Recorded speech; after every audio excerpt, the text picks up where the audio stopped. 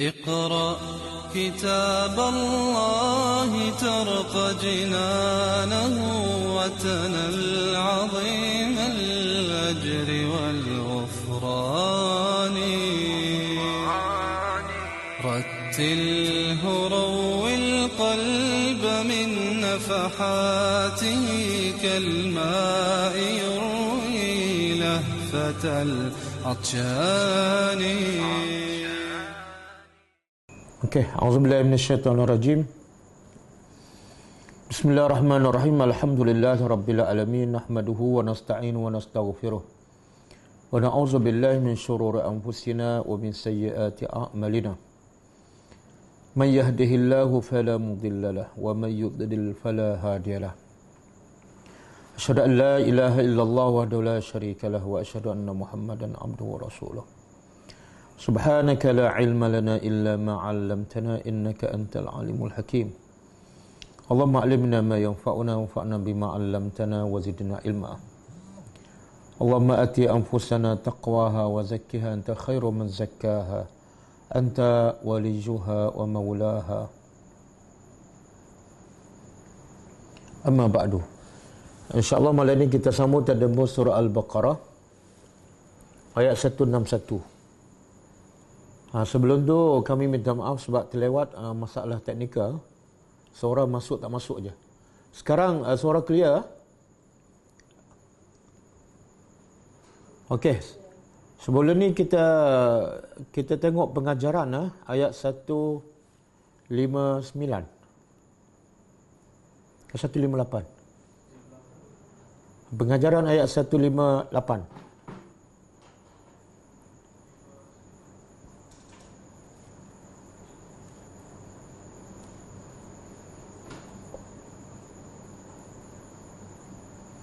Okey, ayat dia auzubillahi minasyaitonirrajim. Inna safa wal marwata min sya'airillah. Faman hajjal baita aw i'tamara fala junaha alayhi an yatawwafa bihima. Wa man tatawwa'a khairan fa innallaha syakirun alim. Sesungguhnya Safa dan Marwah itu adalah daripada syiar-syiar Allah.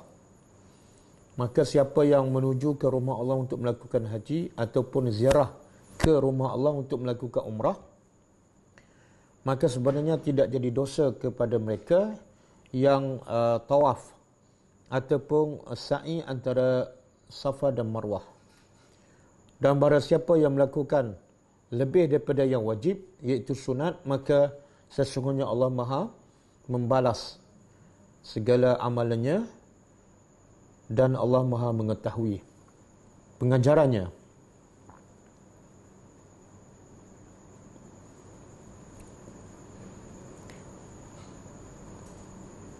Pertama, amalan tawaf ataupun sa'i antara Safa dan Marwah adalah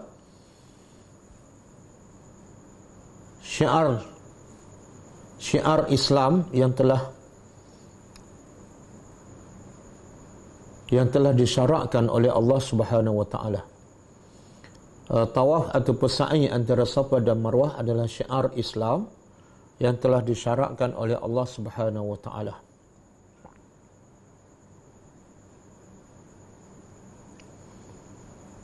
Yang kedua,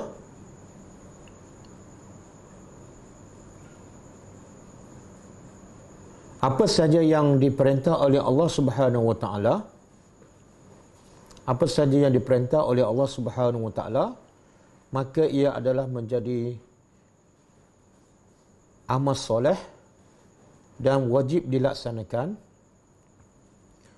walaupun amalan itu berlaku di tempat perbuatan syirik sebelum ini. Walaupun amalan itu berlaku perbuatan syirik sebelum ini.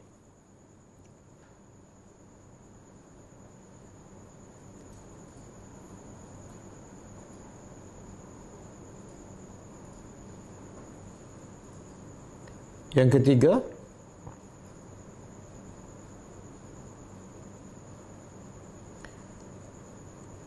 apa sahaja amalan yang sunat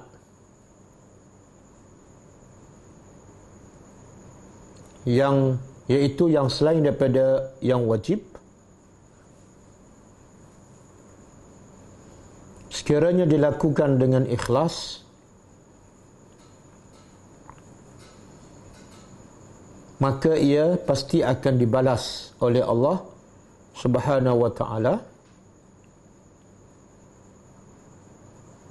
berlipat kali ganda,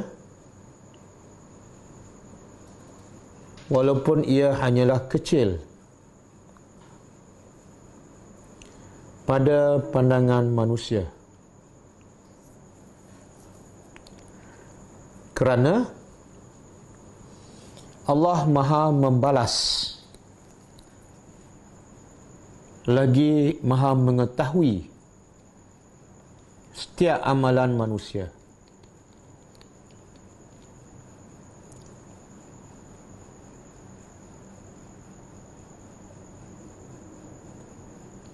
Yang keempat,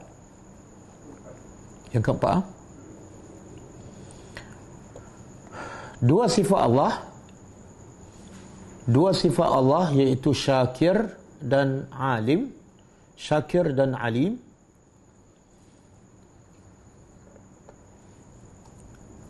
adalah pendorong utama bagi setiap orang yang beriman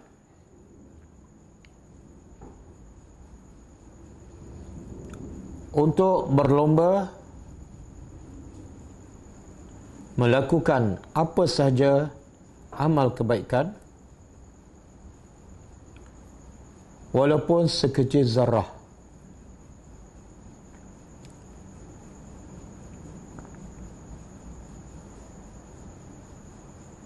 Kerana semuanya tidak akan sia-sia.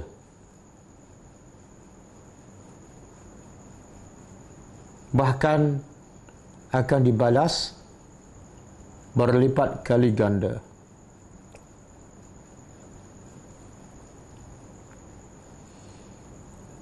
Okey, habis ayat 159.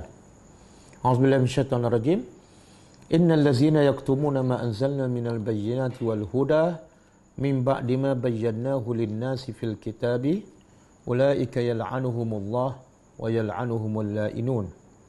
Sesungguhnya orang-orang mereka yang menyembunyikan apa yang telah kami turunkan daripada keterangan-keterangan dan petunjuk dari selepas apa yang kami telah jelaskannya kepada manusia dalam kitab-kitab Allah.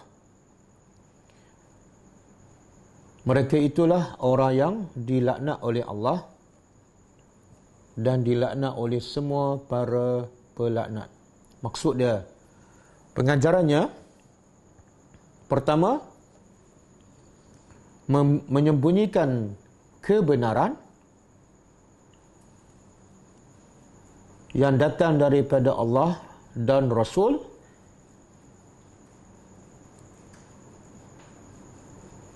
adalah dosa besar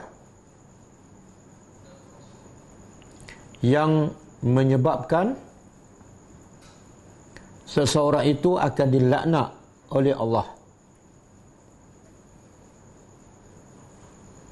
iaitu jauh daripada rahmat Allah.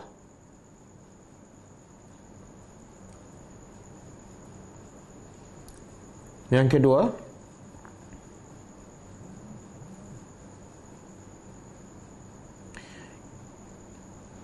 ilmu adalah satu keperluan hidup manusia yang paling utama dan penting.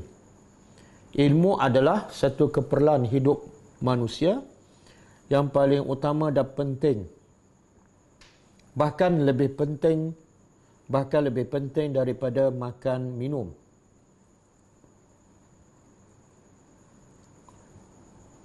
Kerana makan minum hanya menyelamatkan manusia daripada musibah di dunia.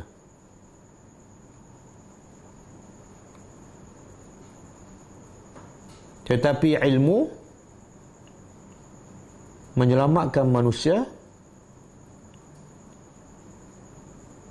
daripada musibah di dunia dan daripada neraka Allah di akhirat.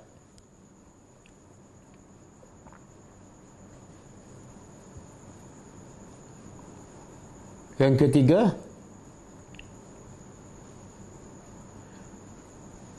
semua wahyu yang diturunkan oleh Allah adalah jelas lagi terang.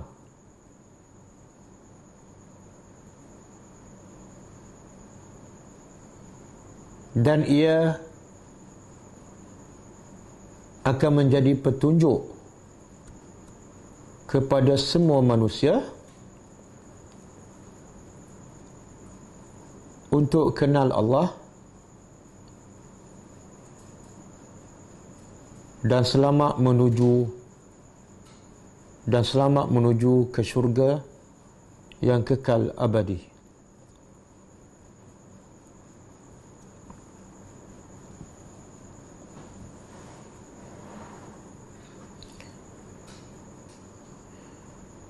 Sesiapa yang mengubah, sesiapa yang menukar, tiga ke empat? Tak, poin baru. Yang keempat, poin yang keempat.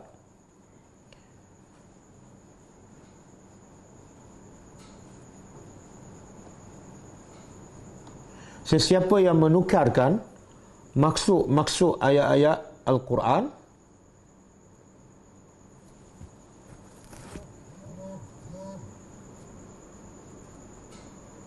dari makna yang sebenar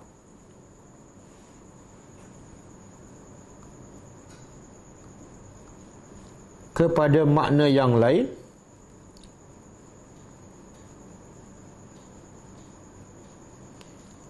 dia telah menafikan bahawa ayat Al-Quran adalah jelas. Dia telah menafikan ayat Al-Quran adalah jelas dan terang.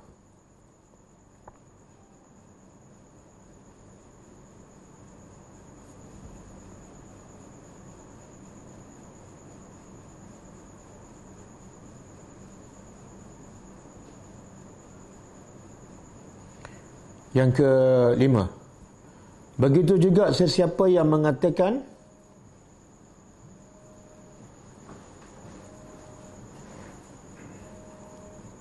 maksud ayat Al-Quran tidak diketahui, maksud ayat Al-Quran atau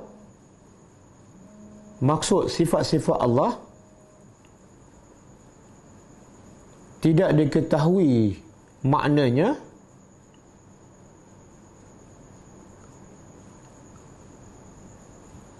maka dia telah menuduh Al-Quran tidak jelas.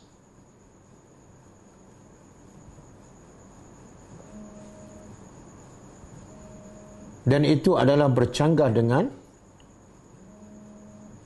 sifat Al-Quran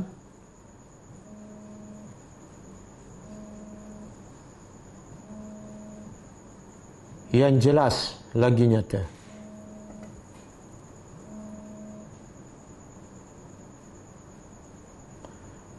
Yang keenam kan, kelebihan Allah dan rahmatnya, kelebihan Allah dan rahmatnya kepada hamba-hambanya dengan menurunkan Al-Quran yang jelas maksudnya sebagai panduan kepada semua manusia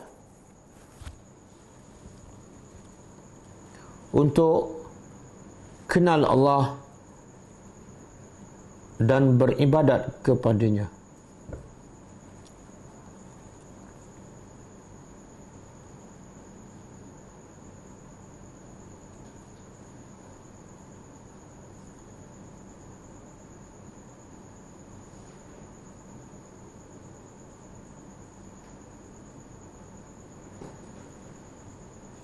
Yang ke-8. Yang ke-7. Sifat perbuatan menyembunyikan kebenaran adalah sangat tercela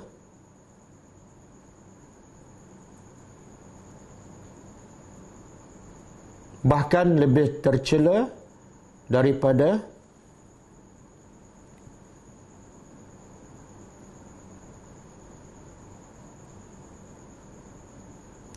membunuh.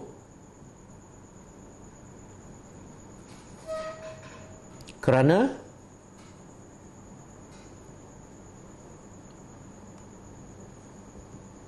membunuh hanya mematikan fizikal manusia.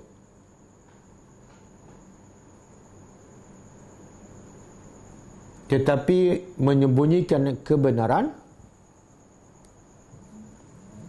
akan menyebabkan hati manusia mati.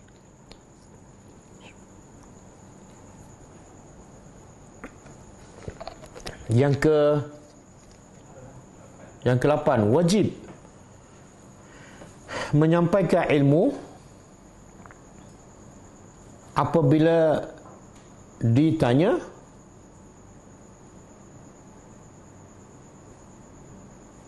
ataupun apabila melihat kemungkaran yang jelas bercanggah dengan ajaran agama.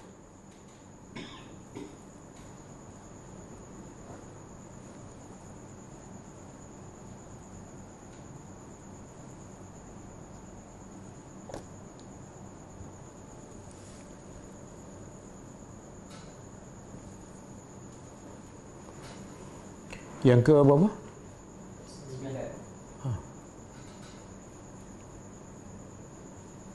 Untuk kembali kepada kebenaran,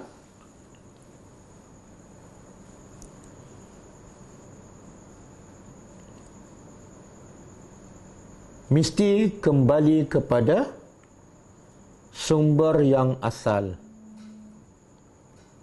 Sumber yang asal, iaitu kitab Allah Subhanahu wa Ta'ala.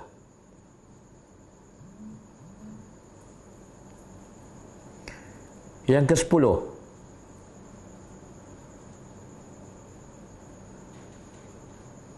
orang-orang yang menyembunyikan kebenaran bukan hanya dilaknat dan dibenci oleh Allah,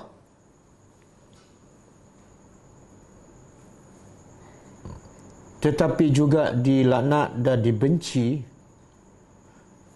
oleh makhluk-makhluk Allah yang lain, seperti manusia, jin dan malaikat.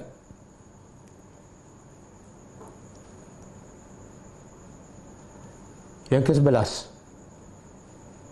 harus berdoa semoga dilaknat kepada sesiapa yang menyembunyikan kebenaran atau ilmu secara umum, tanpa menuju kepada seseorang secara khusus.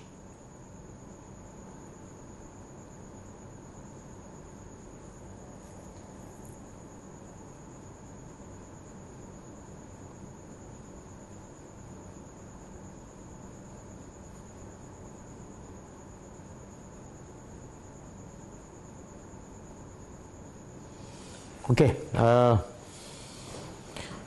ada satu ayat lagi ni.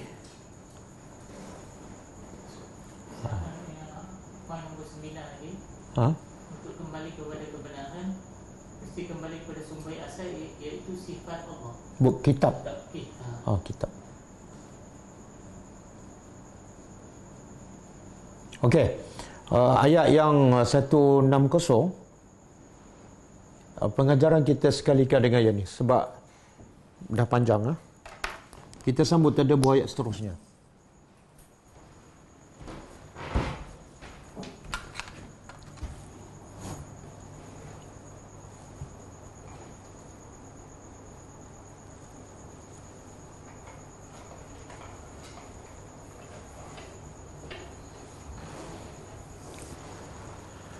Ada saya dengar satu ceramah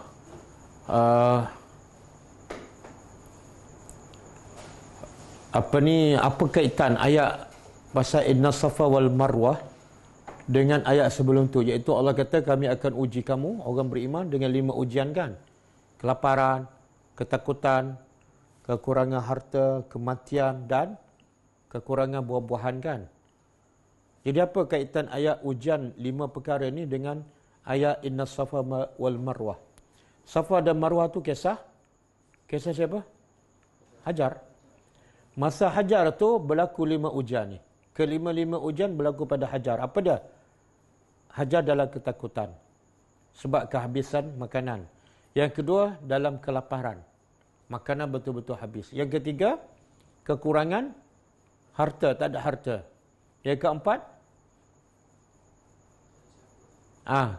kekurangan orang, memang tak ada orang pun, dia dengan anaknya je. Dan yang kelima, kekurangan buah-buahan. Buah kurma dah habis. Dan berkat dengan kesabaran Hajar, maka Allah ganti dengan 5 perkara juga. Hasil juga daripada doa Nabi Ibrahim AS. Daripada ketakutan, Allah tukar negeri Mekah menjadi negeri yang aminan, negeri yang aman. Daripada kelaparan, Allah tukar Mekah, dan juga hasil daripada doa Nabi Ibrahim, Mekah tu penuh dengan makanan. Kalau pergi sekarang tak ada jenis makanan yang ada kat dunia, melainkan boleh kata semua ada kat Mekah. Kekurangan manusia, berkat doa Nabi Ibrahim juga, Mekah menjadi tempat tumpuan manusia satu dunia. Kekurangan apa lagi? Buah-buahan. Kan? Buah satu dunia ada kat Mekah. Okey. Jadi ayat ini 161, kaitan dengan ayat sebelum ni. Kalau sebelum ni Allah cerita pasal apa? Orang yang menyembunyikan ilmu. Itu asalnya turun kepada siapa? Ulama Yahudi. Ulama Yahudi menyembunyikan sifat Nabi Muhammad yang ada dalam kitab mereka. Sama ada mereka padam ataupun mereka tukar. Dan juga sama juga orang Nasrani pun sama menyembunyikan sifat Nabi Muhammad yang disebut dalam kitab Injil. Jadi ayat sebelum ni lebih kepada ulama yang menyembunyikan ilmu.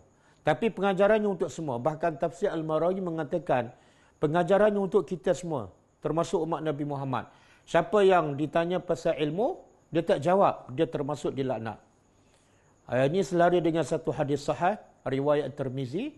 Nabi kata, man su'ila an ilmin, siapa yang ditanya tentang ilmu, ya'lamuhu, dia tahu pasal ilmu tu. Maka Nabi kata apa? Uljima yaumal qiyamah bilijamin minan nar. Maka dia mulutnya yang tak nak cakap pasal kebenaran akan diletak apa dia panggil? Lijam. Lijam tu yang letak di mulut kuda tu. Untuk tarik kan? Maka orang yang tak sampaikan kebenaran, Nabi kata, maka termasuklah umat Nabi Muhammad, akan diletak dengan kekangan besi, kekangan di mulutnya yang berasal daripada api neraka. Jadi maksudnya ayat tu walaupun asalnya turun pada Yahudi dan Nasara, tapi pengajaran untuk semua. Bahkan tafsir Al-Maridi dia kata, siapa yang tengok benda mungkar, siapa yang tengok benda bid'ah, tapi dia tak tegur dengan cara baiklah, dia diam je, maka dia termasuk orang yang dilaknat oleh Allah Subhanahu Wa Taala. Okey. Kemudian lepas ayat Allah melaknat orang yang sembunyikan ilmu, lepas tu Allah bagi peluang kepada siapa? Yang bertobat. Orang yang bertobat, maka dia dapat balik rahmat Allah. Dan dia menjadi orang yang beriman. Okey, ayat hari ini tentang siapa pula? Tentang orang yang sembunyi ilmu tapi tak nak bertobat. Degil sampai ke mati. Apa hukum orang ni? Okey, innal lazina, sesungguhnya allazina, orang-orang yang kafaru. Mereka kufur. Apa makna kufur? Kufur ialah mereka yang engkar kepada semua perintah Allah, sama dalam bentuk perintah atau pelarangan. Sesiapa yang engkar kepada semua perintah Allah, maka dia dipanggil kafir. Dan kafir ini terbagi pada dua. Satu, kufur akbar. Kalau dia tolak perintah Allah dan dia menafikan sebenar perintah Allah tak wajib pun, maka terkeluar daripada Islam. Tapi kalau dia engkar perintah Allah kerana malas, dia masih Islam. Itu dipanggil apa? Kufur nikmat. Okey. Yang maksud ayat ini ialah orang yang tolak terus hukum Allah dan terkeluar daripada Islam. Termasuklah orang yang menyembunyikan kebenaran. Bila dia sembunyikan kebenaran dan dia tak bertobat. Kemudian wamatu, dan mereka mati. Mereka mati. Mati dalam apa ni? Wahum kufar, dalam keadaan mereka kafir. Maka ulaika, mereka itu, mereka itu. Ulaika ni sebenarnya itulah. Dalam bahasa Arab, kalau ini seorang, apa dia? Ini seorang, haza. Kalau itu ramai, sorry. Haza ni ini seorang. Kalau ini ramai. Ini ramai. Ini seorang mufrad. Kalau jamak ini ya, ini. Isim isyarat ini. Jadi kalau seorang haza, kalau ramai haula'i. Kan? Okey, kalau itu makna jauh lah. Ini dekat. Itu. Kalau seorang zalika. Kalau itu ramai ulaika. Jadi sebab itulah terjemah yang tepat ulaika itulah. Cuma saya bawa mereka ni supaya kita lebih fahamlah. Kalau itu ramai ulaika. Mereka itulah alaihim, ke atas mereka, laknatullah, laknat Allah.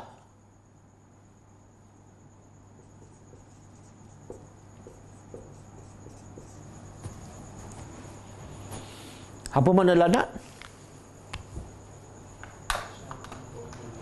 At-tardu min rahmatillah. Makna jauh daripada rahmat Allah. Oh Ustaz, jauh daripada rahmat Allah. Okey je. Okeylah. Bila jauh daripada rahmat Allah, makna dia syarat nak masuk syurga mesti dapat rahmat Allah. Bila tak dapat rahmat Allah, dia ke mana? Okeylah, masuk neraka je. Jadi siapa yang sembunyikan ilmu, dia kafir sampai bila ni? Sampai mati. Sampai mati, maka ke atas mereka laknat Allah. Okey. Adakah Allah saja melaknat? Adakah Allah saja yang membenci mereka ini? Tak. Wal malaikah. Dan para malaikat. Berapa ramai malaikat? Ayolah, semua tu berapa? Dia terlalu ramai. Tak ada siapa tahu angka yang sebenar. Cuma Nabi sebut sebagai gambaran malaikat tu terlalu ramai. Nabi sebut dalam satu hadis, tidak ada ruang di langit. Malaikat ni di langit, tempat tinggal mereka di langit.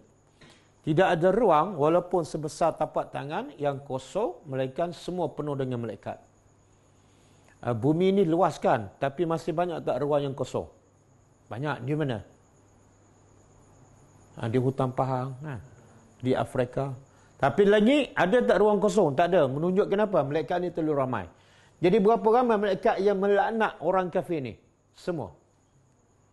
Malaikat semua di lapis pertama, di lapis kedua sampai lapis ketujuh. Kemudian siapa lagi yang melaknat ni? Wannas, dan manusia. Bila sebut manusia, adakah manusia yang beriman sahaja melaknat ataupun orang kafir pun melaknat?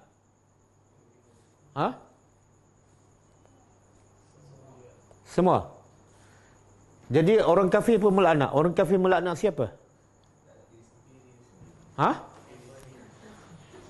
Jadi orang kafir melaknat sesama mereka. A laknat B, B laknat pemimpin melaknat rakyat, rakyat melaknat pemimpin. Dan tak cukup manusia sahaja, Allah tambah satu lagi, ajma'in. Apa makna? Kesemua sekali. Okey, soalan, kenapa sebenar bila Allah dah laknat, sebenar dah cukup dah. Betul tak? Tak perlulah Allah sebut malaikat lagi. Sebab laknat yang paling besar pada? Laknat daripada Allah. Betul? Jadi cukup dengan Allah sebut laknat Allah. Kenapa Allah sebut lagi laknat malaikat dan manusia kesemua? Apa faedahnya?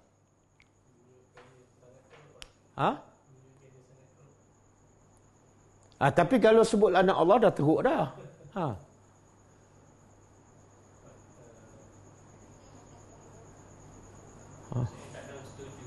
Apa dia? Allah nak gambarkan, kalau Allah kata laknat Allah sahaja, mungkin orang boleh faham.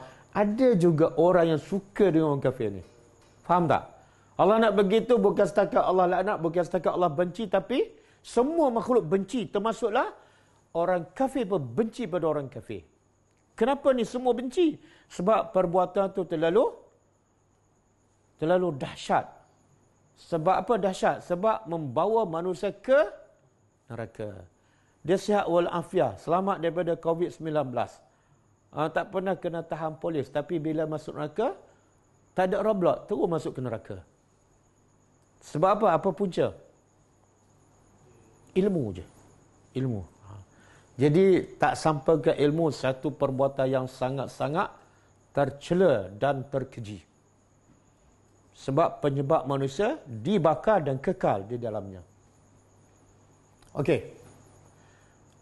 Ada tak ayat lain yang orang kafir melaknat sesama mereka? Ada. Cuba buka surah Al-A'raf. Ayat 38 ke? Surah Al-A'raf.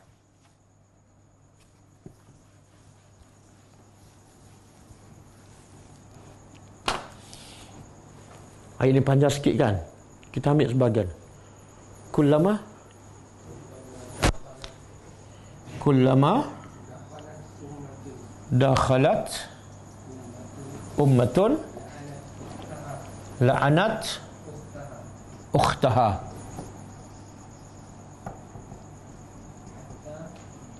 hatta idza daraku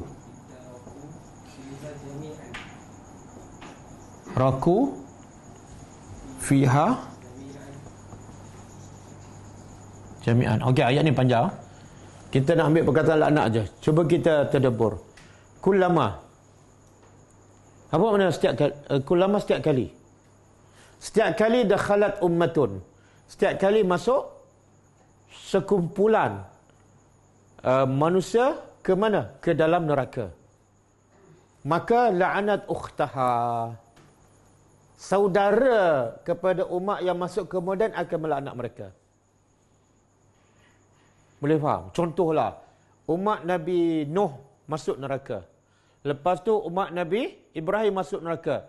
Maka umat Nabi Nuh melaknat umat Nabi Ibrahim yang kafir.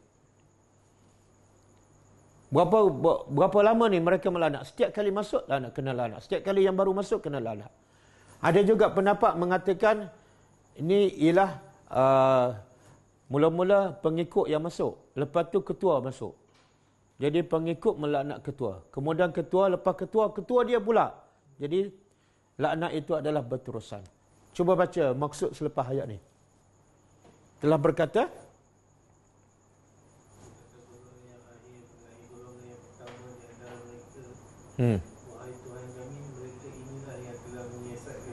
ini orang bawah. Pengikut cakap tentang siapa? Pemimpin mereka yang sama-sama kafir lah. Dia kata apa? Wahai Tuhan kami, inilah pemimpin kami yang telah menyesatkan kami. Maka apa orang bawah minta pada Tuhan? Gandakan azab pada mereka. Sebab kami sesat, merekalah puncanya. Okey. Maka Allah jawab apa? Jangan risau, masing-masing ada ganda azab. Pemimpin ada ganda dia, orang bawah pun pengikut ada gandanya. Kemudian ayat selepas ni,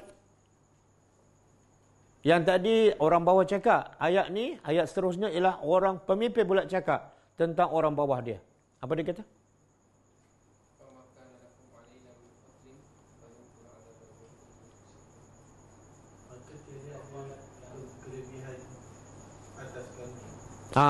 Pemimpin cakap pada orang bawah, dia kata apa?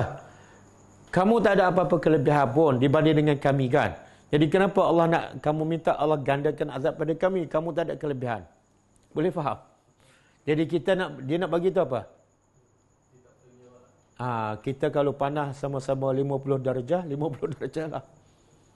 Tapi sebenarnya ada ayat lain yang beritahu pemimpin akan diazab lebih daripada orang bawah. 2 kali ganda. Ada. Okey?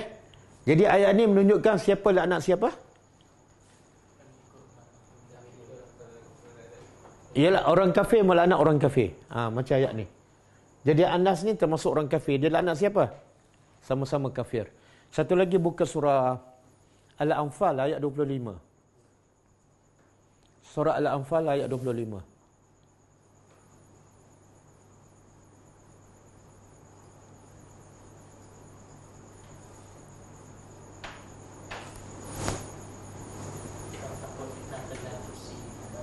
Cuba baca. Al-Anfal ke? Surah Al-Ankabut. Sorry. Al-Ankabut. Al-Ankabut.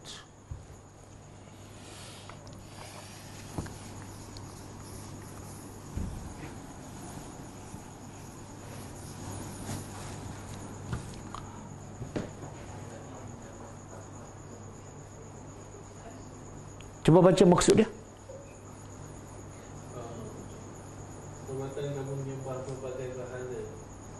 Tiba-tiba Allah itu hanya kerana menjaga hubungan kasih mesra antara kamu masing-masing dalam kehidupan dunia ini.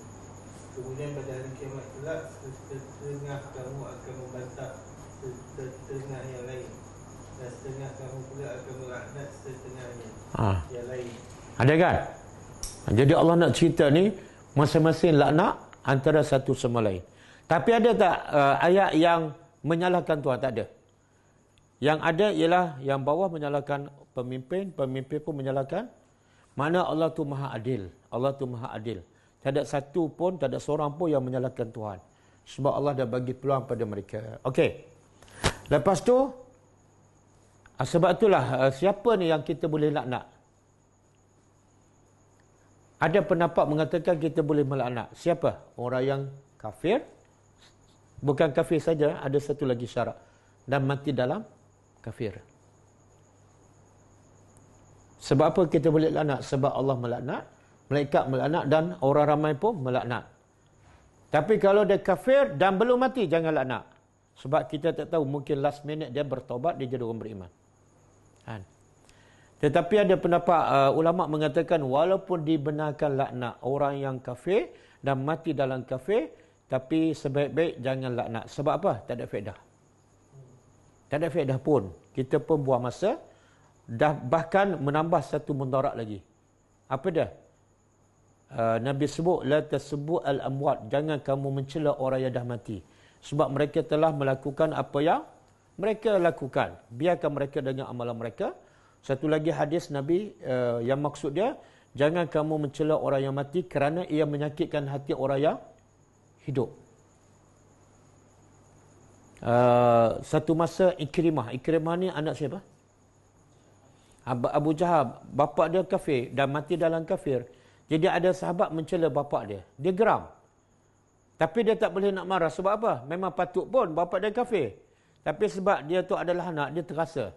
Maka bila diberitahu kepada Rasulullah, Rasulullah kata jangan melaknat mereka yang telah mati walaupun dalam kafir. Kenapa? Sebab dia boleh menyakitkan anaknya. Ataupun anaknya masih kafir. Tapi bila kita laknat bapa dia, menyebab penghalang daripada anaknya memeluk Islam. Okey.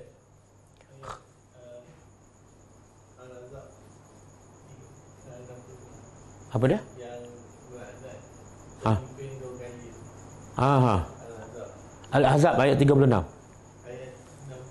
66. Oh, 66. Okey. Kemudian di akhirat besok pula, kat dunia kena laknat, di akhirat besok khalidina. Mereka kekal. Fiha, dalamnya. Dalam apa ni? Ha? Dalam apa ni? Kekal dalam apa? Tak, dalam laknat. Sebab neraka belum sebut sebelum ni. Sebelum ni cerita pasal laknat kan. Mereka kekal dalam laknat. Sebenarnya, bila kekal dalam laknat, makna kekal dalam neraka. Kan? Okey. Kadang-kadang kita jumpa ayat khalidina fiha. Kadang-kadang kita jumpa ayat khalidina fiha abada. Kan? Jadi apa beza ni? Dalam bahasa Arab, khalidina tak mesti kekal. Sebab khalidi dalam bahasa Arab al-maksu at-tawil.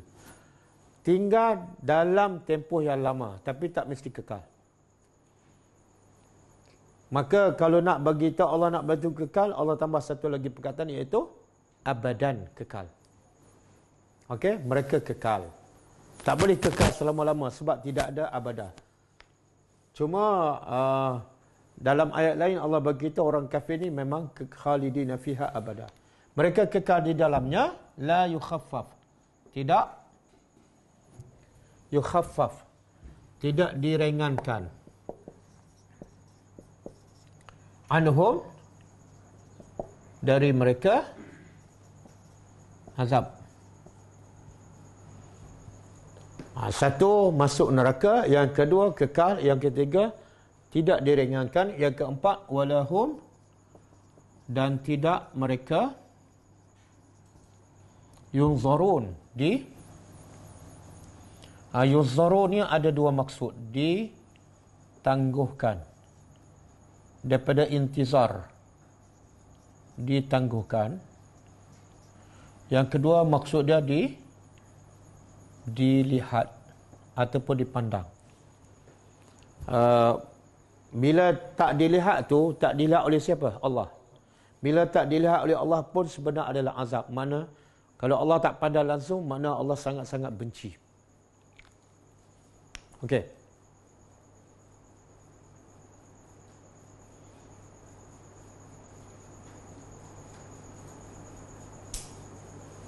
Okey, orang kafir ni bila dia masuk neraka, dia minta tak untuk keluar? Minta tak? Bukan setakat dia minta keluar, dia minta untuk balik semula ke dunia kan? Tapi Allah jawab apa?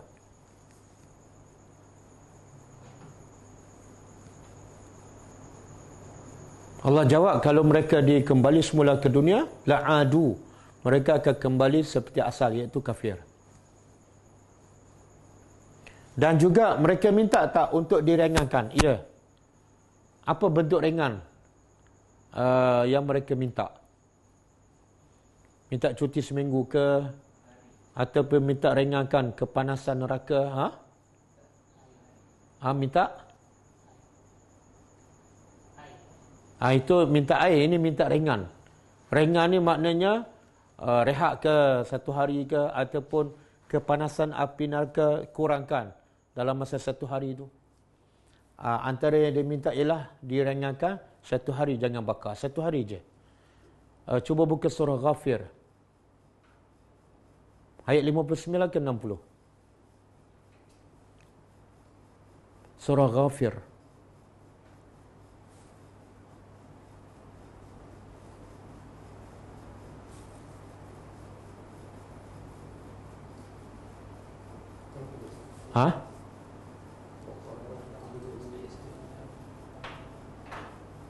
Ke 59. Bukan. Ghafir ke surah apa? Yukhaffif anna yawman minal azab. Taib kata yukhaffif.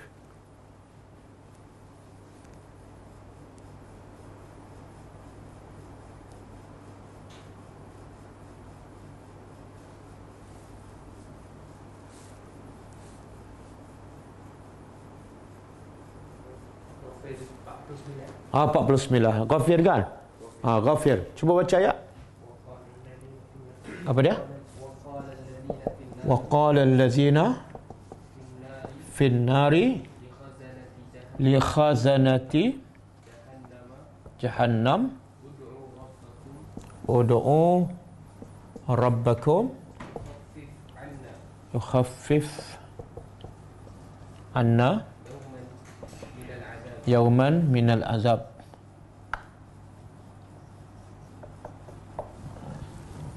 Kemudian qalu awalam taku ta'tikum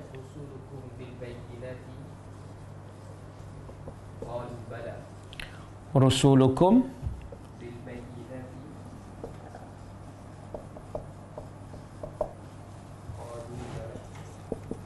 qalu bala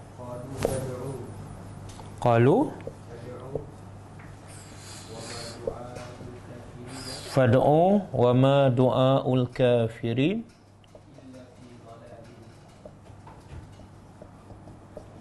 illa fi dhalal. Okey. Cuba tengok maksud dia. Wa qala allazina fin nar, telah berkata orang yang dalam neraka. Dia kata pada siapa? Li khazanati jahannam, kepada penjaga neraka, iaitu malaikat. Apa dia kata? Ud'u rabbakum, tolonglah doa pada Tuhan kamu.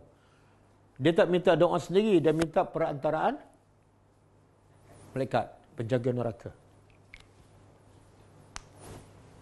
Kenapa dia tak minta sendiri dengan Tuhan? Apa dia? Walahum yuzarun. Dan juga dia rasa macam, dia rasa dia tak layak nak minta pada Allah, sebab kat dunia dia memang tak percaya pada Tuhan. Jadi apa dia minta? Yukhaffif ni. Mintalah pada Tuhan kamu supaya Tuhan kamu meringankan kami yauman. Yauman apa dah? Satu hari. Kenapa tak minta 2 hari, seminggu ke? Kalau minta keluar, mustahil boleh keluar. Kalau minta sebulan, bagi rehat sebulan je. Biar keluar daripada api. Lepas tu masuk balik, okeylah kan. Dia tak minta sebulan, tapi dia hanya minta. Jadi kenapa minta 1 hari? Sebab dia cukup yakin, kalau minta sebulan memang tak dapat. Kalau minta seminggu tak dapat. Minta 1 hari pun tak dapat, tapi cuba-cubalah. Cuba try. Test minta. Maka apa jawab mereka? Jawapan pun menyakitkan hati. Apa dia? Qalu ay awalam taku ta'tikum, bukankah datang pada kamu dulu Rasul? Ada tak orang sampai ke ilmu? Dia jawab apa? Rasul pula datang dengan bil bayyinat, jelas. Kamu pun dah sampai mesej dan faham. Apa mereka jawab? Bahkan memang ada. Maka kata malaikat penjaga neraka pada mereka, ahli neraka, fad'u apa? Minta doa sendirilah. Minta doa sendirilah. Dulu Rasul datang bawa keterangan kamu tak nak terima. Sekarang minta doa sendiri. Kemudian dalam masa yang sama malaikat kata apa? Tidak adalah doa orang kafir malaikat sia-sia. Jadi disuruh minta, lepas tu dia kata sia-sia. Boleh? Kita tahu tak yang kafir ni, yang tak diringankan azab dan kekal ni, salah satu dosanya apa? Salah satu dosa yang mereka dilaknat dan kekal dalam neraka ni, sembunyikan ilmu. Sebab itulah kata Abu Hurairah. Abu Hurairah ni kita tahu dia masuk Islam lewat pada tahun ke-7 Hijrah. Dan dia hanya sempat bersama Nabi lebih kurang 4 tahun je. Lepas tu Nabi wafat. Tetapi dialah yang paling banyak meriwayatkan hadis daripada Nabi. 4,000 lebih. Dia sahabat yang paling banyak. Dan Abu Hurairah ni terkenal dengan sahabat yang miskin. Ada cerita dia duduk kat pintu masjid menunggu orang bagi. Tapi dia tak minta. Abu Bakar keluar, tengok dia, bagi salam. Dia nak minta sesuatu tapi tak sampai hati. Dia ingat Abu Bakar faham, tak faham. Lepas tu Umar datang. jalan macam tu je, bagi salam jalan. Kemudian Rasulullah datang, ajak pergi ke rumah. Lepas tu Rasulullah kata, boleh tak kamu panggil golongan ahli suffah ke Masjid Nabawi, datang ke rumah aku, sebab aku nak jamu. Abu Hurairah kata, nak bagi ke aku. Aku pula kena dalam hati je lah. Jadi dia pun pergi turutlah, dia yang perlukan makanan. Nabi suruh bagi kepada orang lain dulu. Panggillah ahli suffah, dan bila semua datang rumah Nabi, Nabi bagi makan semua. Nabi kata apa daripada Abu Hurairah? Tolong bagi pada semua ahli suffah. Dia pula kena bagi. Lepas tu last kali Nabi kata makan. Abu Hurairah kata kamu dulu makan. Tak, kamu dulu. Miskin. Tapi dengar apa kata Abu Hurairah radhiyallahu anhu. Dia kata kalau bukan kerana satu ayat yang ada dalam Quran, aku tak akan sampaikan hadis. Ayat mana ni? Kerana satu ayat inilah aku sampaikan semua hadis yang aku dengar daripada Nabi, walaupun dia adalah orang miskin. Tak ada dana pun. Tapi sebab dia takut pada satu ayat, semua hadis yang dia dengar daripada Nabi, semua dia sampaikan. Dan sampai pada kita hari ini. Ayat apa? Ayat sebelum ni lah. Innal ladzina yaktumuna ma anzalna. Sesiapa yang sembunyikan apa yang kami turunkan, Allah laknat dan semua pelaknat melaknat. Kalau bukan kerana ayat ni, aku tak sampaikan hadis. Boleh faham? Tengok kita ada kesihatan, ada harta, mudah nak pergi ke mana-mana. Belajar pun banyak kan, tak tahu berapa guru, berapa kitab, berapa banyak ada ilmu kita belajar. Tapi kalau satu pun tak sampai, takutlah pada ayat 159. Okey.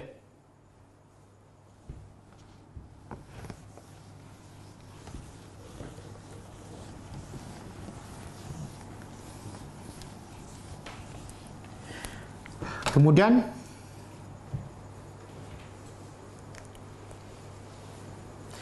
bila kita dengar ayat ni kan, orang kafir ni kufur kepada Allah, kemudian tak sampai ke ilmu, kemudian masuk dalam neraka, kemudian kekal. Dan tak direngankan sedikit. Bukan setakat direngan, bukan setakat tak direngan. Tapi dia ada satu direngankan.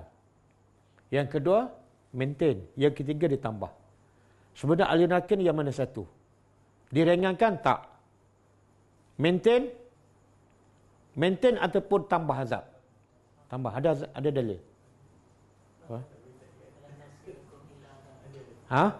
Falan nazidakum illa azab. Surah apa? Abasa.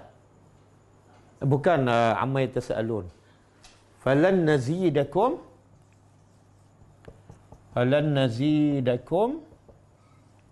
illa azaba.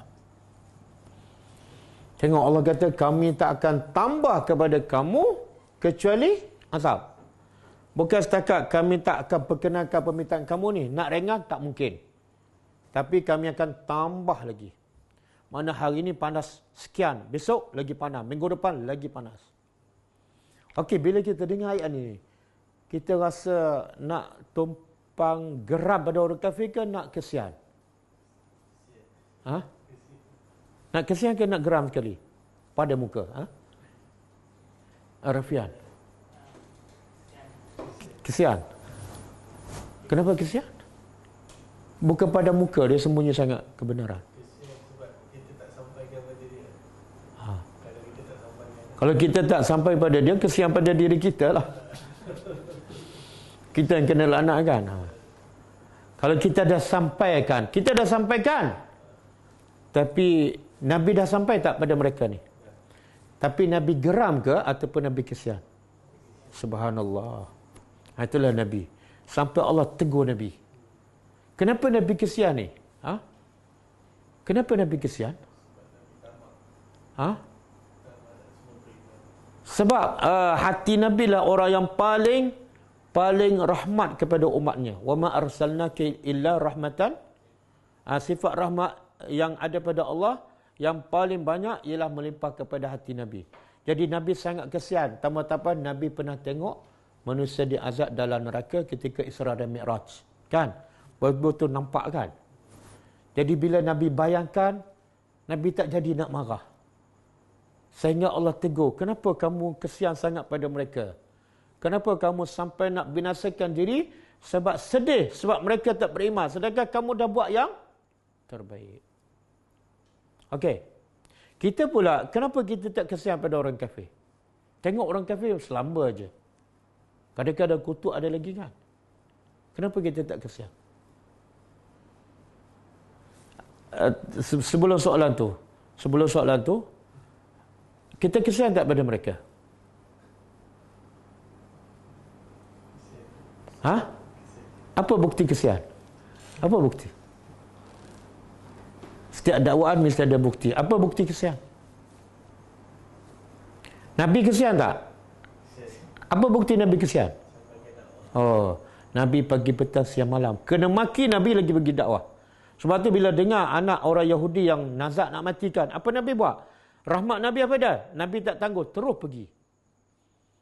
Orang Taif baling batu sampai berdarah. Kesian Nabi apa dah? Angkat tangan. Betul tak? Jadi Nabi kesian setelah Nabi berusaha bersungguh-sungguh. Kita memang tak kesian. Buktinya apa? Kita tak buat apa-apa pun.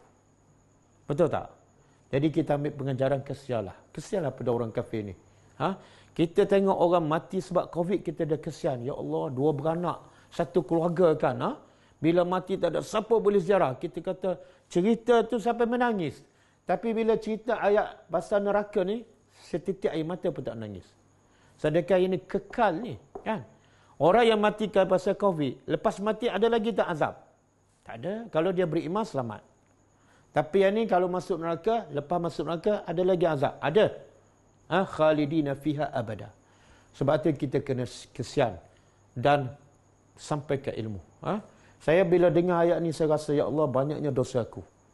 Berapa ramai orang kafir yang aku kenal, sepatah pun aku tak beritahu ni pada mereka.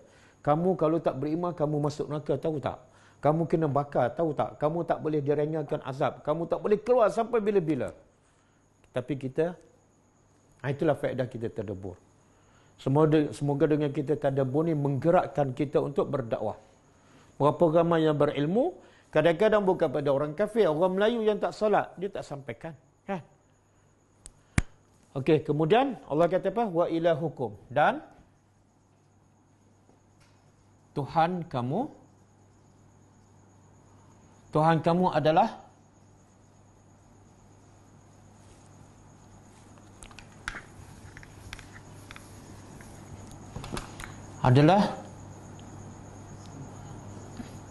Tuhan yang satu. Mana Tuhan kamu yang disembah hanyalah Tuhan yang satu. Kan? Jadi ayat ni menafikan apa? Akidah orang musyrikin, sebab mereka ada berhala 360. Menafikan akidah orang Yahudi, sebab Tuhan mereka ada 3 kan. Dan menafikan juga akidah orang Nasrani. Ayat ni menafikan semua akidah orang-orang kafir. Jadi Tuhan kamu yang patut disembah hanya Tuhan yang satu. Kemudian la ilaha illahu, tidak ada. Ayat ni sebenarnya maksud dia lebih kurang sama, tapi penegasan. Tidak ada Tuhan yang berhak disembah illa, melainkan dia. Kemudian Allah sebut pula sifat Tuhan yang apa dia? Dalam banyak-banyak sifat Allah 99 kan yang dia sebut dalam Quran. Al-Jabbar, Al-Qahar. Tiba-tiba Allah sebut apa? Maha Penyayang. Lagi Maha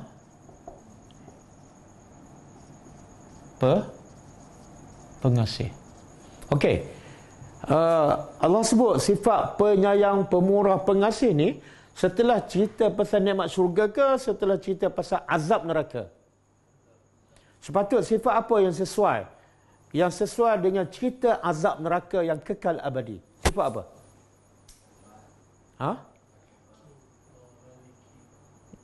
Sifat apa? Al-Jabbar, Al-Qahar, Al-Qadir kan? Kenapa Allah boleh bakar manusia sampai tak mati? Sebab dia Al-Qahar. Sebab dia Al-Jabbar kan? Tiba-tiba cerita pasal Saya bagi contohlah. Saya cakap pada anak saya, ayah nak rotan ni, dan nak rotan pula sampai hancur rotan. Ayah adalah seorang yang penyayang. Sesuai tak? Sesuai? Tak sesuai kan? Anak kita akan bantah, penyayang apa macam tu? Jadi di mana kasih sayang Allah dengan sifat membakar manusia sampai tak mati? Di mana rahmat Allah? Di mana kasih sayang Allah? Subhanallah. Mak bapak bila pukul anak, adakah benci? Sayang. Mak bapak bila bagi amarah pada anak, kalau tak mengaji Quran, kalau tak tidur awal, ayah akan rotan kamu. Jadi bunyi itu macam mak bapak sayang ke tak sayang? Sayang. Kadang-kadang mak bapak pukul kan? Sebab apa? Sebab sayang. Kenapa? Kalau tak pukul, dia akan lagi teruk. Sebenarnya pukul itu adalah tanda sayang. Jadi Allah cerita azab ni begitu detail dan kekal abadi supaya apa? Jangan buat benda ni. Jangan sembunyikan ilmu. Sebab apa? Azabnya sangat teruk. Jadi cerita awal itu adalah tanda Rahman dan Rahim. Boleh nampak? Sebab tu orang beriman tidak ada satu ayat pun Al-Quran melainkan di situ ada rahmat Allah. Walaupun ayat tentang azab. Boleh? Okey. Cukup setakat ni.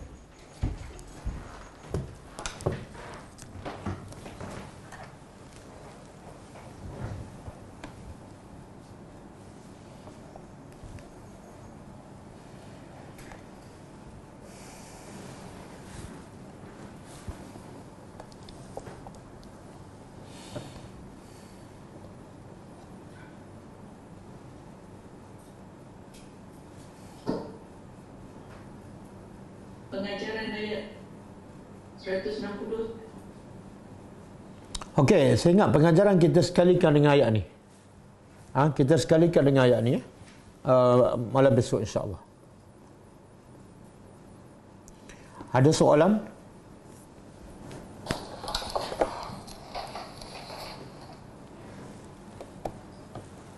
Assalamualaikum Ustaz. Waalaikumsalam warahmatullahi wabarakatuh.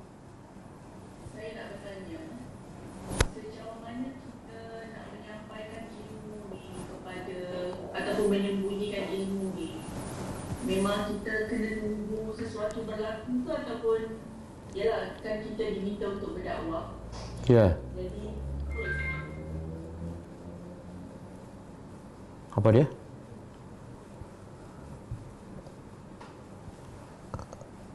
Dah habis soalan ke?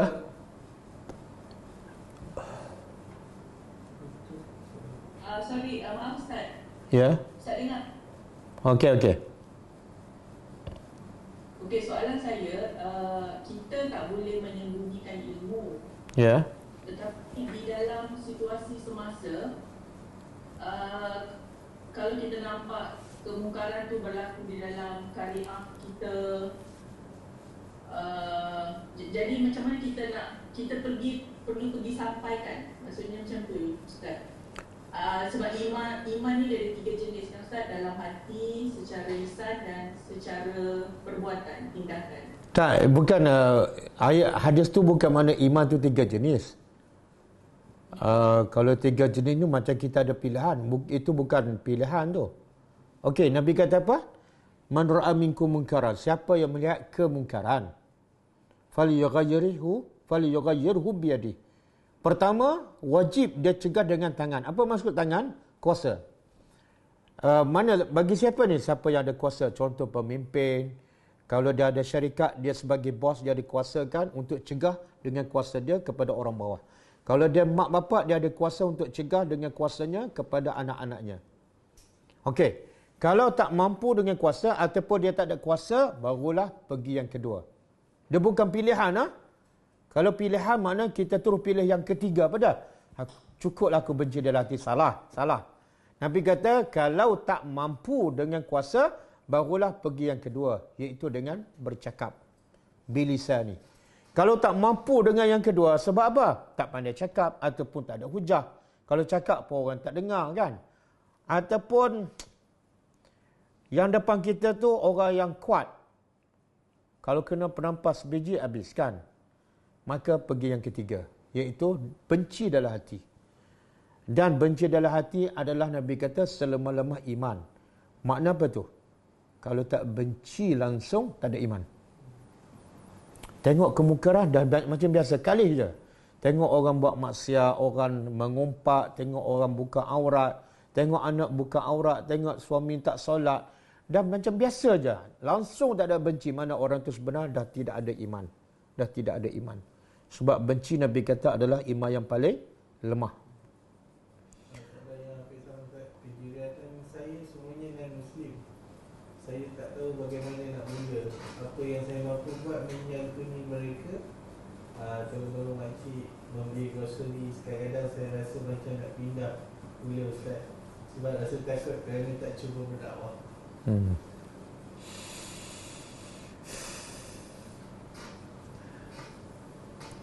Dia pertama tunjukkan akhlak yang baiklah. Sebab lisanul hal adalah afdal daripada lisanu al-maqal. Lisan ataupun akhlak itu jauh lebih baik dan lebih berkesan daripada ucapan. Kadang-kadang orang terkesan dengan kita sebab akhlak kita, sebab tutur kata kita, bukan dengan sebab ucapan kita.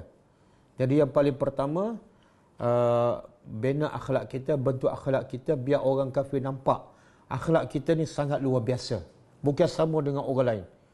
Lagi parah, akhlak orang Islam lebih teruk daripada orang kafir kan. Jadi biarlah dengan akhlak tu mengetuk hati dia. Dia kata jiran aku ni baguslah, jumpa senyum, jumpa bagi salam, kadang-kadang bagi lauk kan.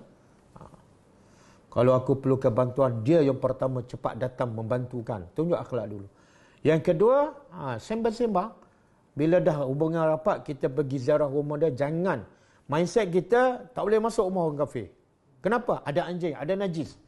Itu penghalang besar kita berdakwah kan. Nabi berdakwah di rumah orang Yahudi. Nabi berdakwah di rumah orang Yahudi, dalam rumah orang Yahudi, depan bapa orang Yahudi. Jadi pergi ziarah. Kemudian sambil-sambil ziarah tu kita cakap pasal ketuhanan, pasal tujuan hidup. Jadi semua tu perlu pada ilmu. Bila kita ada ilmu, baru kita rasa kuat. Kalau tak ada ilmu, aku nak cakap apa ni? Kadang-kadang kita ada ilmu, tak ada dalil pula. Takut orang tanya, habis sekali je, habis lingkup kita pensan terus. Tak pergi sampai sudah-sudah.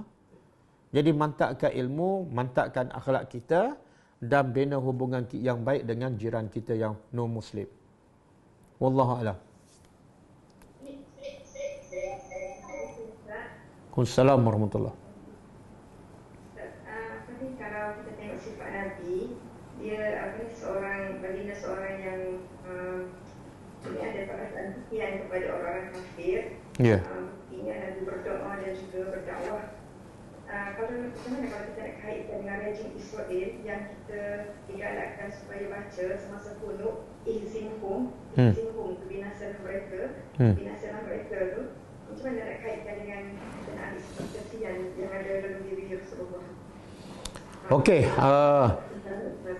Nabi pernah berdoa kepada orang kafir. Nabi berdoa supaya Allah binasakan mereka. Bahkan Nabi sebut beberapa nama. Tapi kafir yang mana ni? Kafir yang Nabi dah sampaikan dakwah pada mereka, dan bukan sekali, berkali-kali. Tapi mereka tetap tolak, mereka tetap sombong, dan mereka tetap memerangi Islam. Dan mereka melampau dalam memerangi Islam dan menghalang dakwah Nabi. Orang macam ni, Nabi berdoa dan Nabi sebut nama. Okey?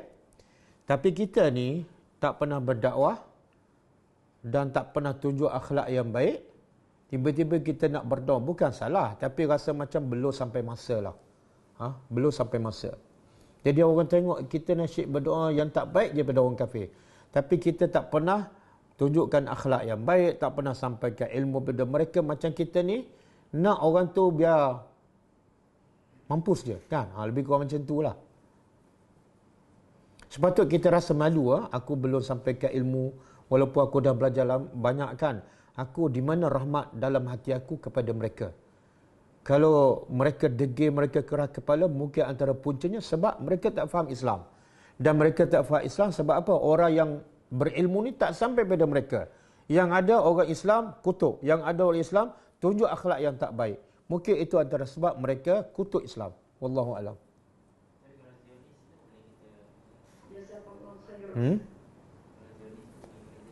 Ya, sebab tu saya kata tak salah, tapi tengoklah apa yang kita buat pada mereka kan. Apa yang kita buat pada mereka. Nabi berdakwah tak pada Yahudi di Madinah? Berdakwah. Dan Yahudi khianat tak Nabi? Khianat. Tapi dalam masa sama Nabi tak adalah berdoa supaya secara umum Allah melaknat orang Yahudi.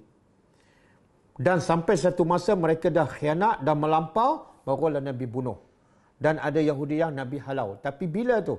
Setelah Nabi berdakwah pada mereka, setelah Nabi tunjuk akhlak yang baik pada mereka, dan setelah mereka melanggar perjanjian berkali-kali. Wallahu a'lam.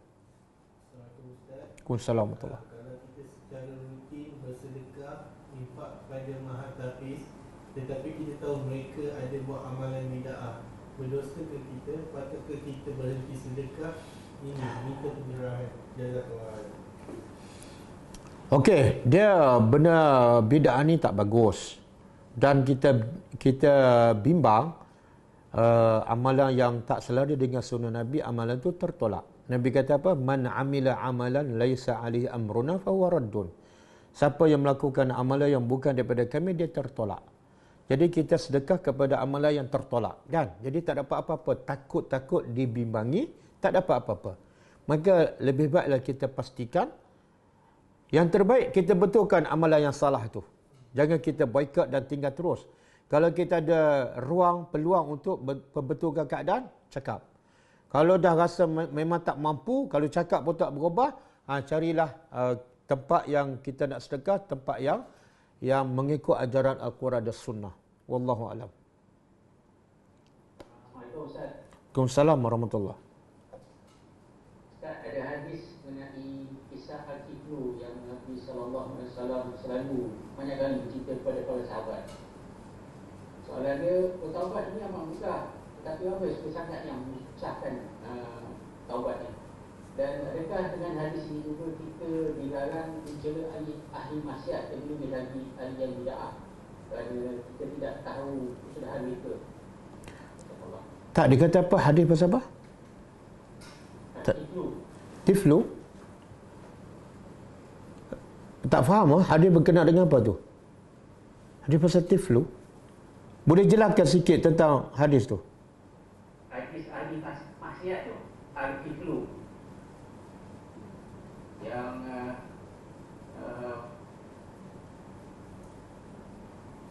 yang apa tu?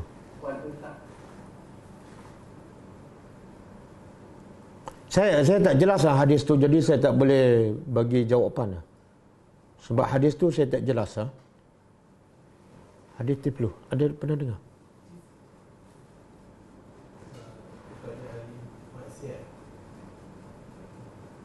Wallahu alam, saya tak pernah dengar. Okey, boleh tanya soalan lain ya? Assalamualaikum. Waalaikumsalam warahmatullahi wabarakatuh. Ustaz, saya nak tanya, jika kita dah berdakwah pada non-Muslim, macam situasi saya dekat tempat kerja, tapi dia orang tolak, dia orang tak nak terima, malah dia orang pulaukan data. So dari situ kita lepas tu kita biar je, jika lepas tu ataupun kita teruskan juga lagi berdakwah. Dah, dia kaedah berdakwah. Pertama saya sebut tadi kan, tunjuk akhlak yang baik, tunjukkan kita ni sangat-sangat berbeza dengan mereka, khususnya dari segi akhlak. Kalau yang tu tak settle, jangan berdakwah lagi lah. Sebab nanti kita kena pukul balik kan. Nanti orang kata akhlak kamu berturut nak berdakwah. Jadi betulkan akhlak dulu. Yang kedua, bila kita berdakwah tu mesti dengan cara berhikmah. Jangan merendahkan orang walaupun dia kafir. Jangan menyakitkan hati dia. Guna bahasa yang paling lembut. Sebagaimana Ibrahim bercakap dengan bapa dia yang kafir pun dengan bahasa yang lembut. Ya abati. Kan? Dan Allah perintah kepada Musa pergi berdakwah pada Fir'aun. Manusia yang paling jahat dan mengaku Tuhan. Itu pun Allah kata pergi bercakap dengan Musaku dengan perkataan yang lembut. Qawlan layyina. Kan? Okey, setelah kita tunjuk akhlak yang baik, kita berdakwah dengan penuh hikmah dan hujah yang meyakinkan, mereka tolak. Okey, itu bukan urusan kita. Dan kalau kita rasa kalau berdakwah kali kedua, dia akan tolak juga. Cukup sekali. Cukup. Kadang-kadang berdakwah kali kedua, kali ketiga menyebabkan orang semakin benci kepada kita. Cukup. Yang penting mesej dakwah kita dah sampai. Wallahu a'lam. Okey, faham. Waalaikumsalam warahmatullahi. Ya.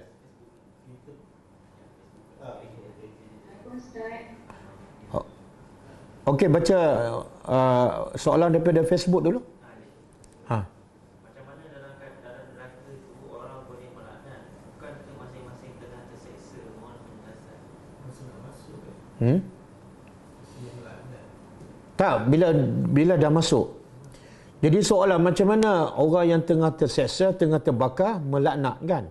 Sekarang masalah dia hidup ke dia mati? Lagi hidup boleh lah. Selagi dia hidup. Orang tengah kena belasahkan. Boleh tak dia sumpah orang? Boleh, selagi dia boleh bercakap. Dan ahli neraka masa kena bakar tu waras tak? Waras. Kenapa? Siapa pemimpin? Siapa yang menyesatkan? Kemudian satu lagi, bila masuk alam akhirat, kita tak boleh fikir dengan otak kita ni. Allah cipta otak kita untuk fikir benda kat dunia sahaja. Adapun dalam akhirat, benda yang gaib, kita tak boleh nak fikir dengan akal kita. Sebab tu Nabi kata di akhirat ni dalam syurga yang tak pernah terfikir di kepala ada. Ya. Dan pokok boleh tumbuh dalam neraka. Kita tak boleh fikirkan. Sebab Allah tu maha berkuasa. Wallahu a'lam. Okey, boleh tanya soalan daripada Zoom? Silakan daripada Zoom. Assalamualaikum Ustaz. Waalaikumsalam warahmatullahi. Ya, teruskan. Assalamualaikum. Waalaikumsalam warahmatullahi. Silakan.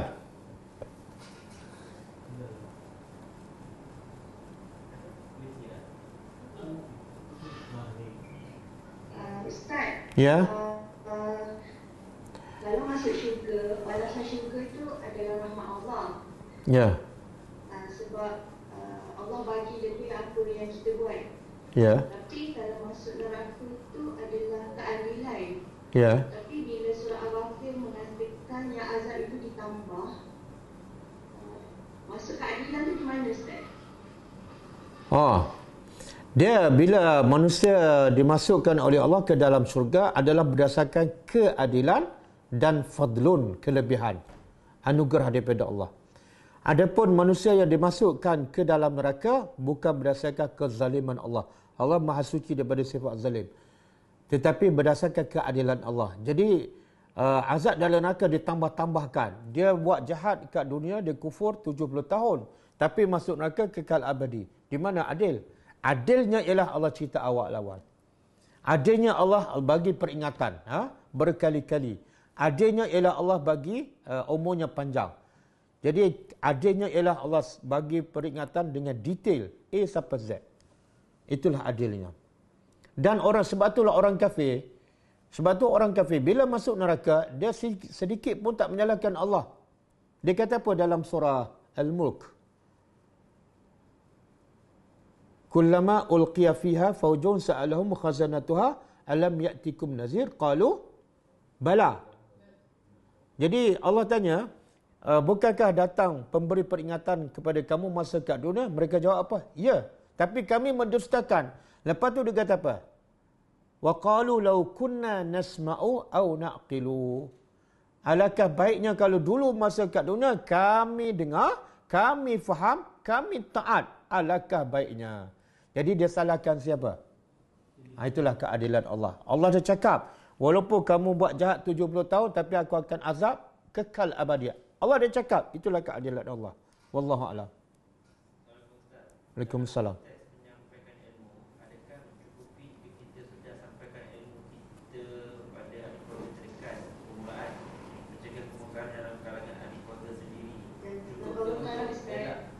Cukup ke untuk elak diri kita dari dilaknat?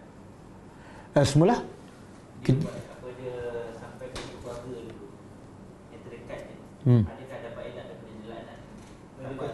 Okey. Tak, dia Nabi cakap apa? Man ra'a minkum munkaran. Siapa saja melihat kemungkaran. Siapa ni? Siapa sajalah, bukan mesti mak bapak. Kemungkaran yang dilakukan oleh siapa? Siapa sajalah. Itu hadis tu umum. Maknanya kewajipan kita mencegah kemungkaran bukan setakat pada anak isteri kita, tapi bila masa sahaja kita melihat kemungkaran. Dan ayat 159, bila sahaja orang bertanya tentang ilmu pada kita dan kita tahu, tak kira siapa dia, wajib kita sampaikan. Jadi tak cukup dengan kita hanya sampaikan peringatan pada ahli keluarga kita saja. Tak cukup. Sebab kewajipan kita adalah kepada semua manusia, khususnya yang bertanya. Yang kedua, yang bertanya tentang ilmu. Yang kedua, bila kita sendiri melihat kemungkaran di mana-mana dan bila-bila masa sahaja. Wallahualam. Saya nak bagi itulah, contohlah pada keluarga kan. Peringatan tu tak boleh sekali. Sebab keluarga kita sentiasa bersama kita dan tanggungjawab kita pada anak isteri kita berbeza dengan tanggungjawab kita kepada orang di luar. Orang di luar kita tak ada kuasa, kita boleh cakap. Tapi dengan anak isteri kita ada kuasa. Jadi tak cukup dengan bagi peringatan, kita juga guna kuasa. Wallahualam. Lagi? Waalaikumsalam warahmatullahi. Saya ada dengar sekiranya azan dikumandangkan, seseorang tu tak boleh baring, nanti mayat akan jadi berat. Minta pencerahan Ustaz, ada nas ke? Tak boleh baring sebab apa?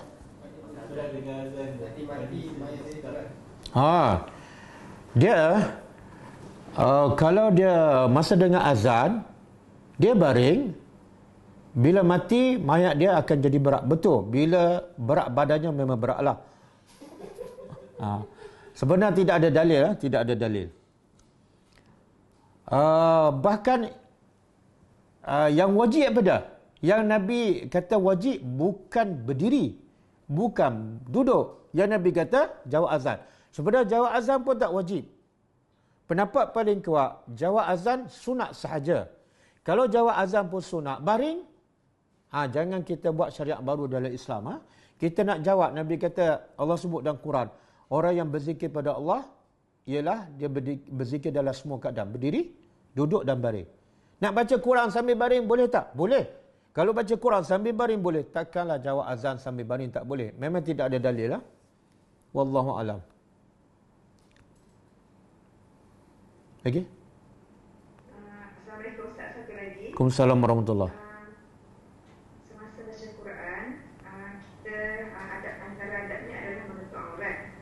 Sejauh mana menutup aurat semasa baca Quran ketika kita baca secara bersendirian di dalam rumah? Adakah sama dengan aurat kita dengan mahram? Aurat kita dengan bukan mahram maksud saya. Okey, dia dalam Islam yang wajib menutup aurat hanya dalam dua keadaan sahaja. Pertama, bila nak solat. Termasuklah tawaf. Tawaf tu dikira sebagai macam solat lah. Jadi wajib tutup aurat pertama ketika solat dan tawaf. Yang kedua, ketika berada di hadapan bukan mahram. Adapun ketika baca Quran, ketika berzikir tak wajib. Cuma adab. Adab tu bukan wajib. Jadi kalau kita nak baca Quran sambil buka aurat, tak salah. Cuma lebih beradab tutup aurat. Tutup macam mana? Bila dah sebut tutup aurat, tutup semualah. Kalau tutup kepala saja, lengan buka, itu tak panggil tutup aurat, itu panggil tutup kepala. Okey, jadi adab baca Quran ialah bukan wajib. Adab baca Quran salah satu tutup aurat. Tutup macam mana? Semua sekali lah. Tapi hukumnya bukan wajib. Sebab tu kadang-kadang kita nak tidur baca 3 kul kan. 3 kul tu Quran. Masa tu kita pakai telekung lengkap tak? Dia sunat sahaja. Wallahualam. Wa anti fajazakillahu khairan. Ada lagi? Saya tak boleh buka soal Facebook ni. Ada lagi soalan? Waalaikumsalam. Berdakwah kepada non-Muslim, bagaimana dengan surah Al-Kafirun ayat 6?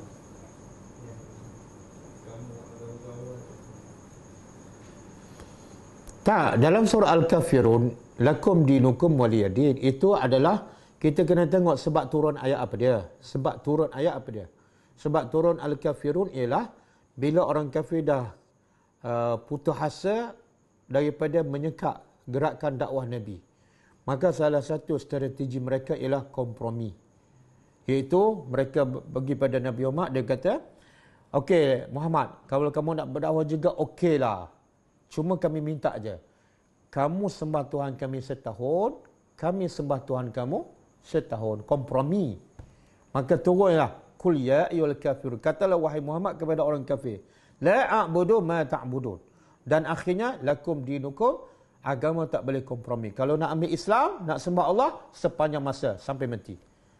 Kalau kamu nak kufur syirik, jangan campur aduk dengan Islam. Jadi ayat itu hanya nak menjawab permintaan orang kafir yang memohon kepada Nabi supaya dicampur adukkan agama. Tak boleh. Tapi wajib tak berdakwah, ya. Ayat Quran ni sebenarnya semua dakwah yang pertama turun kepada orang kafir Mekah, dan di Mekah masa itu semua orang kafir. Semua orang kafir. Wallahu a'lam. Kalau Ustaz, ayat 163 surah Al-Baqarah selalu dibaca sebelum ayat kursi. Tidak ada dalil. Wa ilahukum ilahun wahid. Kemudian dia baca ayat kursi. Sebenarnya tidak ada dalil. Bukan sunnah Nabi. Yang betul ialah ayat 163 dibaca bukan selepas ayat kursi, tapi selepas ayat 162. Okey. Ada soalan lain? Assalamualaikum Ustaz. Waalaikumsalam warahmatullahi. Di dalam surat Al-Jumu'ah itu kan diwajibkan kita salat Jumat. Adakah perbedaan antara kewajiban salat Jumat itu bagi laki-laki dan perempuan? Adakah indikasi perbedaan antara hukum itu dijatuhkan hanya kepada laki-laki saja atau umum atau semuanya atau sama antara kewajiban laki-laki dan perempuan? Soalnya kan pelaksanaan sholat Jumat itu kan dilaksanakan kan umumnya hanya bagi laki-laki. Ya. Jadi soalannya, adakah ayat pasal surah Jumaat, ya ayyuhallazina amanu idza nudiya lis-salati min yaumil jumu'ati fas'au ila zikrillah, kan? Sebenarnya ayat itu perintah Allah hanya khusus kepada lelaki sahaja. Mana wajib solat Jumaat, wajib solat Jumaat secara berjemaah, dan wajib meninggalkan jual beli hanya kepada lelaki sahaja. Adapun wanita tidak wajib. Itu hukum yang cukup jelas. Ulama sepakat wanita tidak wajib solat Jumaat. Wallahu a'lam. Assalamualaikum Ustaz. Waalaikumsalam warahmatullahi. Bolehkah jika kita sampaikan ilmu tapi kita belum amalkan?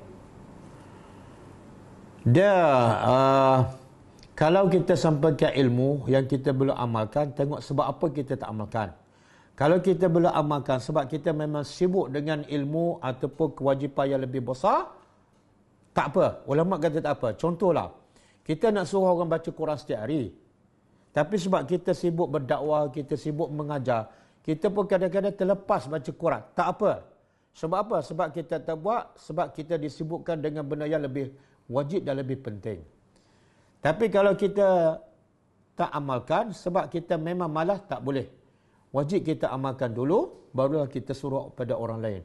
Kalau tak, termasuk dalam ayat yang Allah surah Saf, ya ayyuhallazina amanu lima taquluna ma la taf'alun kabura maqtan 'indallahi an taqulu ma la taf'alun. Wahai orang beriman, kenapa kamu suruh apa yang kamu belum buat? Kabura maqtan, sangat besar kemurkaan Allah apabila kamu cakap apa yang kamu tidak buat. Wallahu a'lam.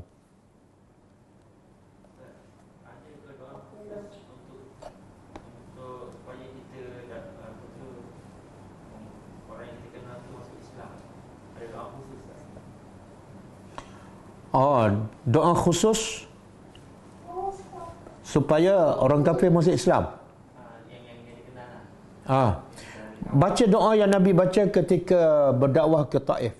Bila dakwah ke Taif, orang Taif tolak, apa doa Nabi? Allahumma hdi qaumi fa innahum la ya'lamun. Ya Allah, berilah petunjuk hidayah kepada kaum aku sebab mereka belum faham agama. Baca doa tu. Ayat mana tu Ustaz? Bukan ayat, hadis. Hadis, bukan ayat Quran. Okey. Kalau tak hafal cakap doa bahasa Melayu je, Allah faham. Kalau Ustaz, jika ada orang yang bertanya kita tentang apa yang kita kongsikan, tetapi soalan itu lebih kepada nak mempersoalkan pegangan kita pada Okey. Okey, kalau orang bertanya soalan, tujuannya untuk menguji kita, kita pun tak jawab, tak termasuk sembunyikan kebenaran. Ataupun orang tanya soalan untuk bandingkan ilmu kita dengan ilmu ustaz lain, kita pun diam. Sebab apa? Dia tak ikhlas. Kita tak termasuk orang yang sembunyikan kebenaran.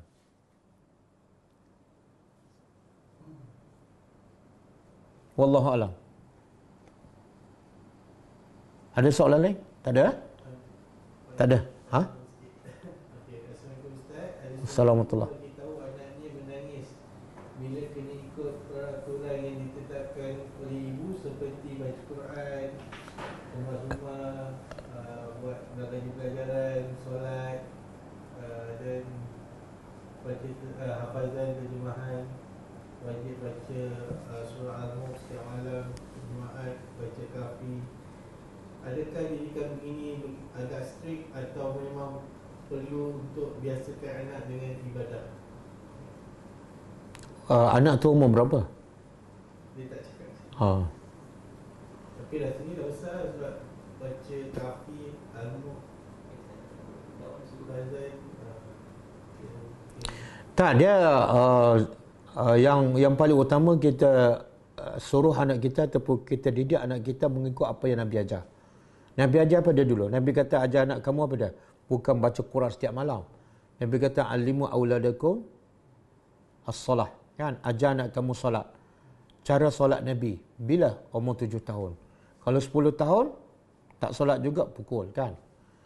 Begitu juga dalam satu hadis, sahabat berkata, kami dah ajar sirah Nabi sebagaimana kami dah ajar surah daripada Al-Quran.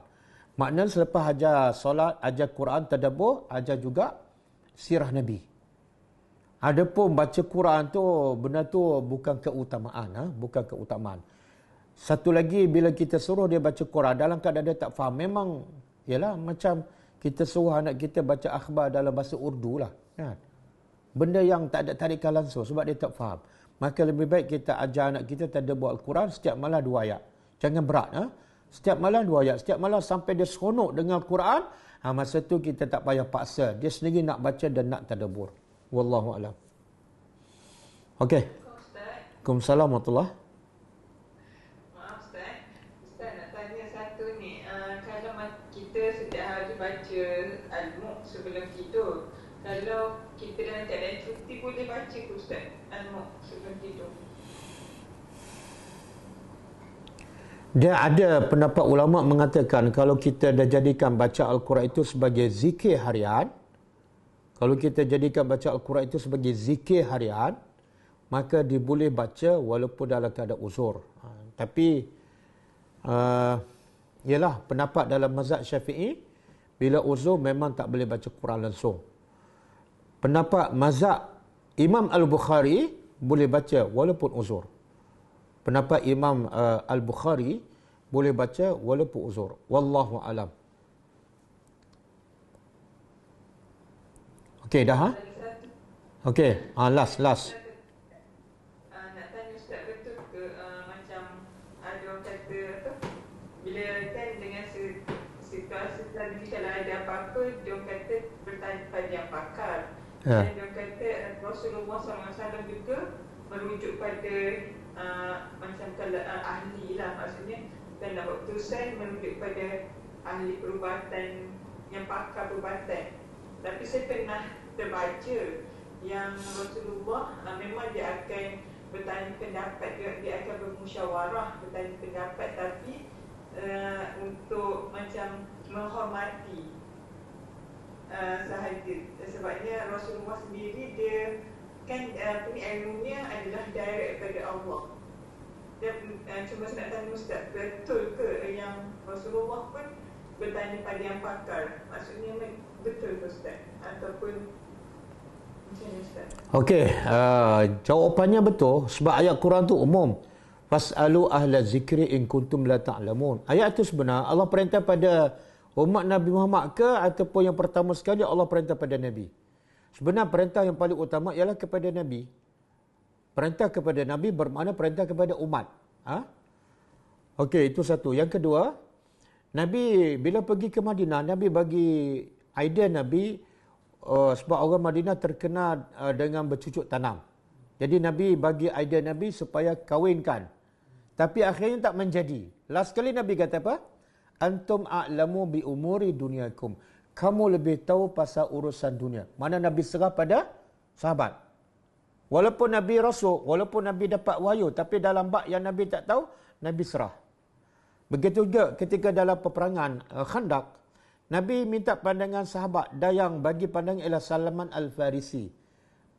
Pandangan Salman Al-Farisi diambil daripada pengalaman dia masa di Parsi. Dan Nabi terima, bukan Nabi saja-saja acah, tak. Nabi tanya dan bila betul-betul berdasarkan daripada orang berpengalaman dan Nabi tak ada ilmu dalam bab tu, Nabi terima. Bukan main-main. Wallahu a'lam. Ya, sama-sama. Cukup Kita jumpa lagi malam besok insya-Allah dan kita tutup dengan membaca tasbih kafarah. Subhanakallahumma wa bihamdika asyhadu an la ilaha illa anta astaghfiruka wa atubu ilaik. Assalamualaikum warahmatullahi wabarakatuh. كتاب الله ترق جنانه وتنى